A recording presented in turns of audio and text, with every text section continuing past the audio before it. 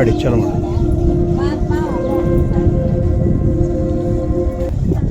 ಕೆಲವು ಯೋಗಗಳು ಹಿಂಗದಲ್ರಿ,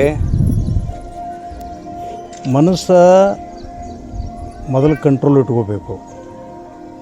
ಅದರಿಂದ ಲಾಭ ಏನಾಗ್ತದೆ ನಮಗೆ ಶಾರೀರಿಕವಾಗಿ ಅಂದರೆ ಶರೀರ ಸದೃಢವಾಗಿ ಉಳಿತದೆ ಮತ್ತು ಮನಸ್ಸು ನಮ್ಮ ಕಂಟ್ರೋಲದಲ್ಲಿ ಉಳಿತದೆ ಮತ್ತು ನಮ್ಮ ಬುದ್ಧಿ ವಿಚಾರಗಳು ಉನ್ನತ ಮಟ್ಟದಲ್ಲಿ ನಮ್ಮಲ್ಲಿ ಪ್ರಾಪ್ತಿ ಆಗ್ತವೆ ಮತ್ತು ಒಳ್ಳೆಯ ವಿಚಾರಗಳು ನಮ್ಮ ಸುತ್ತ ತಿರುಗಾಡ್ತವೆ.